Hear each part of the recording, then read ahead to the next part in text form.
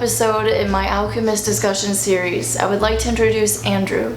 Andrew is joining us from London. He is a general adult psychiatrist practicing in the NHS in Croydon. He is currently working in an inpatient ward with adults who are suffering with psychosis and other personality disorders. Andrew has a bachelor's in medicine and a bachelor's in surgery. He also has a History of Medicine Diploma and is a member of the Royal College of Psychiatrists. He is currently completing his master's in Analytical Psychology. This conversation is about how we would wish to see and how we want to see Jung implemented into conventional psychology. Enjoy. So working in the NHS, how have you felt restricted from using Jungian analysis? So, yeah, I think that's kind of, you've got two layers to this. I think the first is that, to start with, there's kind of depth psychologies, which Jung obviously is part of, that kind of idea. And that in the first place is quite a hard sell in the NHS, mainly because, it's seen as quite old-fashioned. Getting an evidence base as well is really hard, because a lot of therapies and this sort of thing are long term. It's hard to assess and kind of put numbers to people getting better, or the various techniques and things that are used in depth psychology. So because of that, it's hard to prove it works, and therefore it's hard to fund it. Therefore, it's not very it's not used as much in the NHS. So there's that kind of background to it as well. I think a lot of the old-fashioned kind of interpretations, I'm thinking kind of Freudian, overly sexually sort of things, are also hanging around, and people, they don't mock them, but it's kind of got that air to it. It's almost like a bit of a joke sometimes. So that's the kind of barriers. That being said, there are some people and some of us who still kind of hold this kind of depth psychology, psychoanalytic ideas. And I guess the second level you've got is that Jung himself is an even harder sell, because he's got this kind of reputation of kind of being a bit, occulty, a bit different, looking at, the weird stuff, essentially spiritual. And again, in this kind of evidence-based science kind of atmosphere, the irony is, I think always, is that Jung actually was a psychiatrist himself. Freud wasn't, but Jung actually was a psychiatrist who spent years with people with schizophrenia. And that's where all his ideas and things come from. So, that seems to me the ultimate kind of irony, that we reject all that and even sort of don't even pay any attention to it, whereas actually he had so much experience with those kind of patients. You did. Yeah, I think so. But and also researching the topic is hard, which means it's hard then to do things and generate new therapies or new services and stuff. So it's a lot of levels of complication. But yeah, I think that's the restriction really. It's hard to prove it, and when it's public money, understandably, that kind of matters. You've got to be able to prove things work. Right, and at the same time, it's like it's so difficult to really prove much with psychology. Like, yeah. There are certain things that you can find, like, neurologically. Like, I always see studies that are like, we're seeing, like, which part of the brain lights up when this person is presented with this kind of data, and blah, blah, blah. But what's interesting to me, and like me and Pia talked about this, that she's working in a living home with people with schizophrenia. And I remember, like, learning that Sabina was cured from schizophrenia with, like, Jung's help.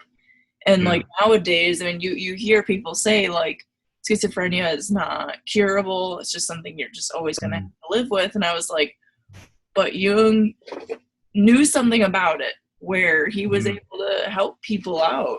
Do you know if Freud, I don't remember learning if Freud had helped people with schizophrenia. So Freud, I think he saw one case, and he also interpreted a written account, but other than that, nothing. Which again puts Jung right in the middle, or like he should be the guy we go to think about depth psychology and schizophrenia, because he was the man. And because so the thing about, I think that's an interesting point what you say, because the brain study, the imaging, the neuroreceptor, yes, it's interesting, but it doesn't relating that to a person. It's very hard. It's very difficult, and a lot of the evidence, actually, what you're proving is that this treatment, this therapy, whatever, improves your score on the generalized anxiety score or on the depression scale. You're not, and that is an interpretation of depression, but it's not the whole picture, is it? So when you say proving, you're right, it's proving that it can improve scores on a scale, but it's really hard to quantify as a person, what makes me feel better or more happy with life, all that sort of stuff. Right. In our current climate, we are, I think, overly relying on science. I'm saying that as a medical doctor. I do think we care a lot about it, and actually there's some situations where it's not been the be all and end all of everything. I think we just need to step back a bit and reflect a bit and be a bit more integrative, I guess. Even with medication, that's a relatively recent thing, whereas, you know, like treatments for schizophrenia in the 60s, 50s, that's when a cure came about, or cure as in a treatment that worked. And the medications do work well for a lot of people. They don't work 100% of the time, and they aren't without their side effects. But it's the fact that we've sort of lost this psychological thinking behind it, whereas psychiatrists and everyone working in mental health for 100 years before that was kind of thinking, how do we help these people? What can we do that's not medication? Because we don't have those kind of treatments. So they were coming out with things, you know, like gardening, working in a cookery shop, or, you know, learning things, or having a ward environment that was stimulating, socializing, all these sort of things that I think we've forgotten because now we have medication, I think. And that's a sadness. We need, I think, bring it all together, I guess. And I guess that's what Jung's secret was, or whatever, if you want to use that, is that he had nothing else. So all he had was him and the interaction with that person in front of him. And that's probably why he spent so much time thinking about it and working on it and improving it, I guess. All right. Yes, very true. How would you see that using Jung would be helpful in conventional treatments?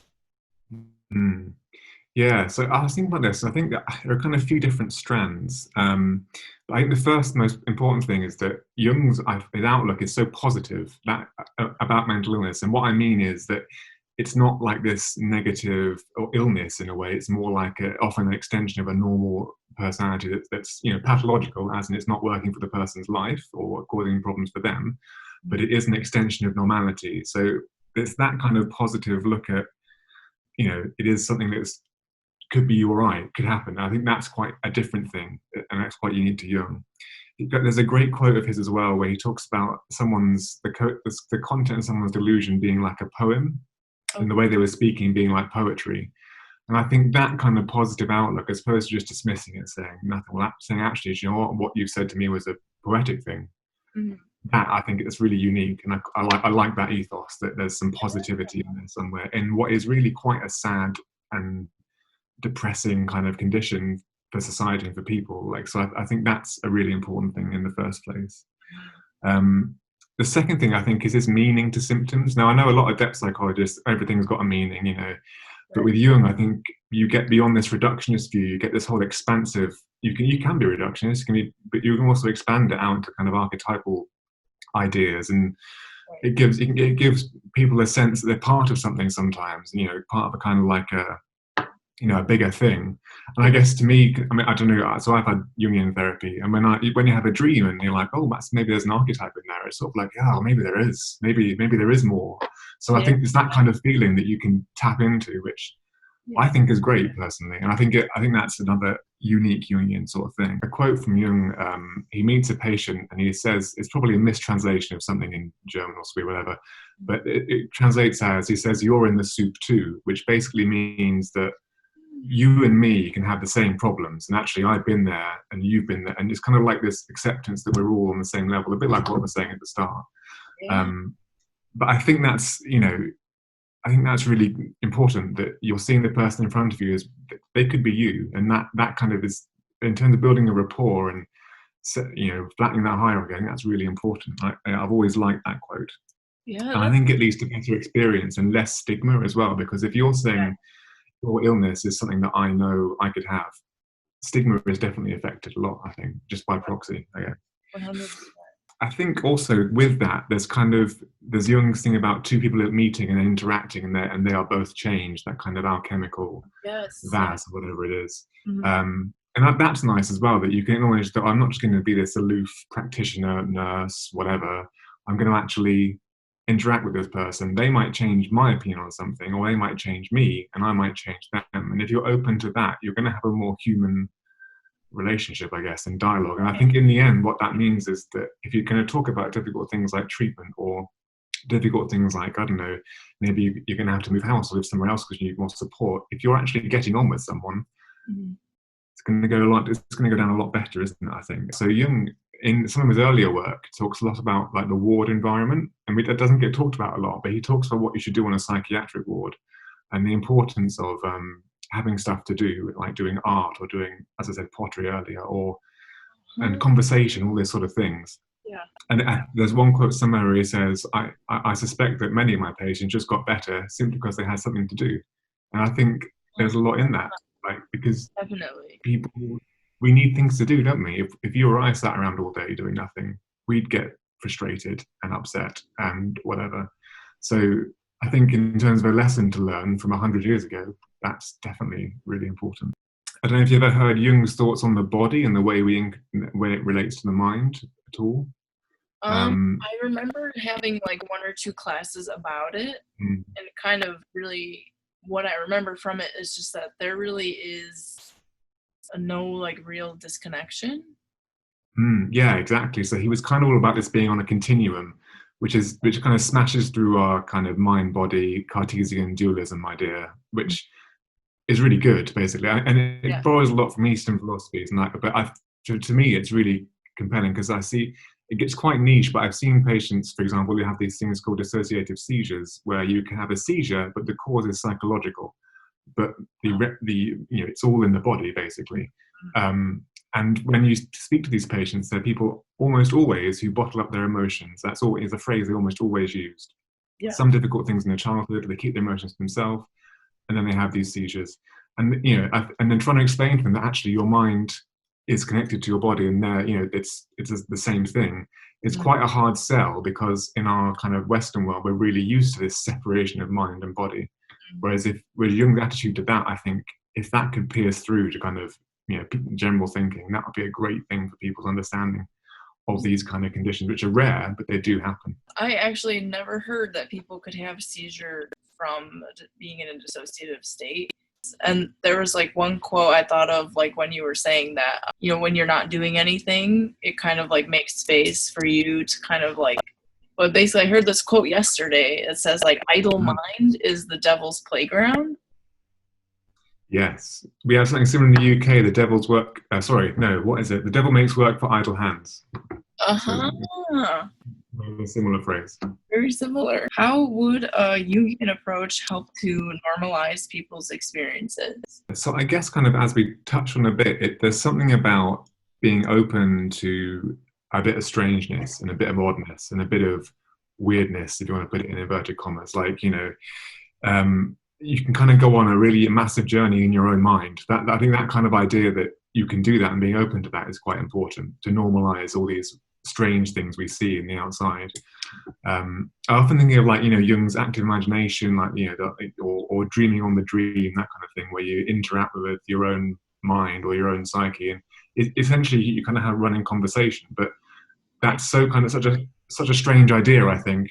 But it's also something we can all do if we lie back and close our eyes. Like it's all. So I think it's just his openness to just engaging with that and diving in. Like he actually said, I dived into that period when he was doing the Red Book, and he literally dives in. Just that kind of willingness and openness to do that, I think. And there's sort of like an anything goes approach, I think, which is just so. I don't know. It's just. Which relaxing for one thing, like it lets you just say what's going on. And I think part of that is like he doesn't feel like this kind of immediate need to be like, okay, we need to pathologize immediately. Like I feel like there's just more space around like what happens. Like it's kind of like, okay, wait, let's like explore this together. So maybe also there's this element of the person not feeling alone, like this like ill entity that's like, well, I'm sick and nobody understands me. It's like, no, I feel like he allows to like dive in a little bit more. And appreciate that's part of the reason why I've like appreciated his work so much.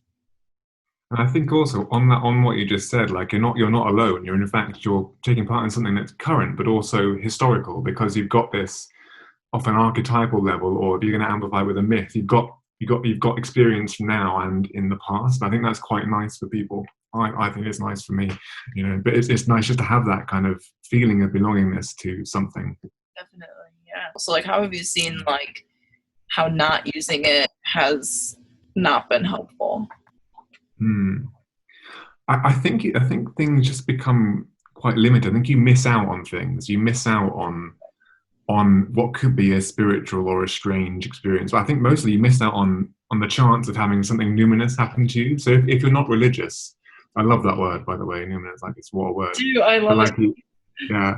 But if you're not, if you don't go to church, if you don't engage in religion or that kind of thing, as a person, it's quite hard to have those kind of experiences. And almost it's a bit of a taboo to have that and not be religious. But obviously you can have those experiences when you're not a religious person. But I think there's a chance you miss something. You can go along fine, but I think you miss looking at the sky, almost a bit like that. You can just keep on walking and not look up. I think that's what it is to me. That's kind of, yeah. That's what, actually, yeah, that kind of sums it up really, I think. Wow, that's such a good way of saying it, honestly. Basically, like, when I was in like conventional kind of therapy, I kind of felt like I would just come in and there was just like, we were just talking about my life, and I was telling them like, what did I do today? What upset me? And there wasn't like this real exploration of like, well, why did things happen the way that they did today? And like really going more into the actual like psyche and kind of seeing it from, you know, different perspectives, not even just spiritual, but also you know, really like getting down to like, you know, family and religion. And so I think like with Jung, there's more of a fearlessness to like explore more things, whereas I feel like conventional psychology, there's like you said, there's just more of a limit, and I think that is definitely not helpful. Yeah, no, absolutely. And it's the loss of missing out on so much more that could be there, I think. Have you had any experiences where you used Jungian approach and it was helpful? Yes. So I think, so what I'm trying to, so at the moment, I've recently been reading his collected works 3 for my dissertation, which basically is Jung on schizophrenia, the entire thing. Yeah. And from that, what I've been kind of getting is the idea, so he sees psychosis or schizophrenia, he calls it dementia precox, but it's all the same thing, as a kind of a condition of a complex becoming autonomous. So like this feeling tone complex taking over your ego, which is a bit weaker, which obviously you're not going to prove structurally in the brain, but it's an idea. I think it's very interesting. And what he talks about is you talk to the complex, not to the ego. So you talk to, if someone believes, for example, and that's going to be my example, that they are Jesus, talk to them as Jesus. Don't talk to them as the person that, you know, the ego, because the what's in charge at that moment is the complex thinks it's Jesus, and therefore you're going to have a hard time getting anywhere unless you actually talk to people on that level. And if you think about it, if someone told me, well, you're saying you want to be called Andrew, but I'm not going to call you that. I'm not going to do that. It's not your name. I'd be furious with them, and I wouldn't want to talk to them. Why would I even want to interact with them? Why would you? Why, you wouldn't. So it's that kind of thing of talking to people on a level to their truth. I think that's, even if it doesn't fit with mine, and it also is a massive kind of ego assumption that I know what reality and everything is and should be, because as a treating doctor, it's a bit it's like not arrogant, but like assuming I know everything about reality. Maybe they are right about something. So I think you have to interact with people on their truth, and that's kind of what he says in his book, basically. Is that we work with people with their complex and talk to the complex, and that's how you get through to people and help them. So that I've been trying to do, as much as I can, kind of in my regular kind of practice. But there was one patient who thought he was Jesus. That was his illness. He'd been treated on lots of different medications. On a medication we give people when they're treatment resistant, and that still hadn't made him much better. He still had this we call it a fixed delusion, so it wasn't going anywhere. The difficult thing was that he was refusing to leave the ward. He wasn't going to go. It wouldn't, and as much as you can force people out, they come straight back. You have to work with people to let them be discharged. And he would always insist on being called Jesus, and everyone would say, no, it's not your name, I'm going to call you this, whatever his name was. So I decided to kind of change tactic a bit, and instead when I met him, I'd called him Jesus, and so instead of talking about ward round stuff, I'd talk about the Bible, and we had a whole conversation about Revelations, for example, which I knew a bit about, and I kind of brushed on it beforehand. And over the sort of a month or so, we actually built a bit of a rapport, to the end that we actually managed to say, well, maybe try and go home for a bit and see how it is. And he did go on some leave and actually just stayed. He didn't come back. So that, he was able to leave hospital. I'm not going to say it was all down to the conversations we had, but it was a rapport that got built up. And I think, as with anything, if you trust someone or you think you can work with them, things will happen. So I think that's on a basic level. I wasn't trying to interpret things. I wasn't trying to lay down some really deep insight.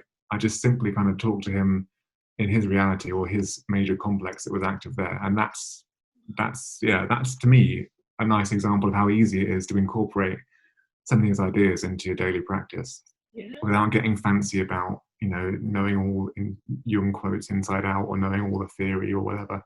Right. That's quite a straightforward thing. Yeah, absolutely. And I think that's like, one thing that Renos said to us is he was like, don't like come into this work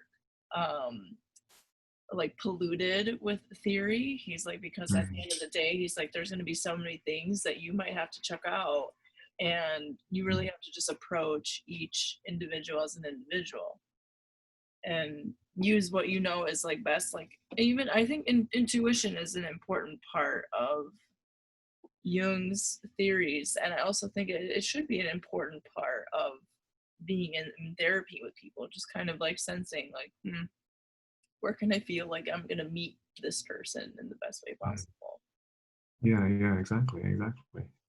So what kinds of changes would you like to see in the NHS and how it approaches psychological health? So I had to split these into realistic and aspirational, because I think there's things I'd love to exist, but not going to happen, at least now. But with realistic stuff, I think the first thing I'd say is having more arts and creative therapies on wards and more activities. And that does happen in the UK, and in where I work, it does happen, but there's not a lot of, it's not very similar in different locations. Like, so one hospital I know has art therapy in every ward. Wow. And they're really doing it. And I was part of a team that did an audit of art therapy and how it worked. It was a great thing. But in the hospital I work at now, we don't have that. We have got a garden, but people can't all go gardening. So I think bringing those kind of creative outlets into wards or into mental health teams in the community, I think that's what I think would be really important. And that's very in line with Jungian stuff. Yeah. And I'm going to come and talk to them in a bit, but like in the therapeutic communities that existed that have been Jungian themed in the past, art and creation have been like a core part of it. And I think to continue that kind of ethos is very important. So that's the first thing I'll do, I think looking at places or wards as like kind of archetypal healing spaces. So like, what makes this a healing space? And I think that would be a great historical study to look at what's been healing in the past and incorporating that sort of thing. Because I think at the moment we don't think like that when we come to a ward. The environment's not very nice. Right. But then as on one ward I used to work on, they had lots of artists in to repaint the ward, and the study was done afterwards to see if it made an improvement, and it was people's well-being was brilliant, and it was almost very much like what you've got on your wall. It was like scenes of nature and all that sort of stuff. Oh, nice. You should check it out. It's called Hospital Room. You should definitely check it out, and there's a good study on it as well, which I can link to you, which looks into it, but I'll email you the paper about it. Oh, but that sort of stuff I think is really important. My third thing I thought would be realistic was there's a term called pseudo-hallucinations. Don't know if you've come across it, but we use it as a medical thing. And it's basically in some people with personality disorders who hear voices, but they're not psychotic or schizophrenic. There's a tendency to call them pseudo-hallucinations, which basically means hidden or made up. That's sort of what you're saying. And I don't like that, because it's not true, because it's real. It might not be a psychotic thing, but for them that's real. And I think writing down pseudo-hallucinations is a bit of an insult. So I think that's one thing, and that goes against the whole Jungian idea that we can all have these kind of experiences and hear things. Yes. You don't have to be psychotic to have that experience. It's a human thing. So I think that is in line with that kind of ethos. Okay. Interestingly enough, that the seizures I mentioned earlier, yes, they used to call those pseudo seizures before there was a big campaign to change the name. because people weren't making it up or lying. It was happening in front of you. It was just a psychological cause. So that's quite a big thing, I think. In some of the therapeutic communities that I talked about earlier that were Jungian themed, one of them had this thing called an introvert corner. And I've always thought, what a fantastic idea. So like a space in a ward or an area where it's just for quiet reflection and like being an introvert. And you can just go there and do whatever you need to do. That idea I think is lovely. It'd be so easy to implement. Just you need a corner, a nice quiet corner that's kept quiet. So I think that's quite a lovely idea, and that's realistic that you could put that in. Yeah, and I guess trying to have just a general ethos of like investigating people's hallucination, delusion, being on a level with them, not telling them they're wrong, not having this kind of symptomology idea of it being a disease symptom, just talking to people and working on that rapport building, a bit like what I was saying earlier. Yeah. So that's what I think is possible. I think as an aspiration, like long term, it would be great if we could kind of go back to some of these communities that used to exist for people who quite had severe mental illnesses. They come and basically stay or go there 3 days a week or live there. And it'd be quite intensive psychotherapy with medical cover, medication, a whole package. But people who are really in a dire situation, I think they're really positive things because they're quite expensive to run. And they're, again, quite hard to prove in inverted commas, like they are all being shut down. One I used to work in my trust in NHS is being shut down later this year. So it's that kind of thing I'd really like to come back.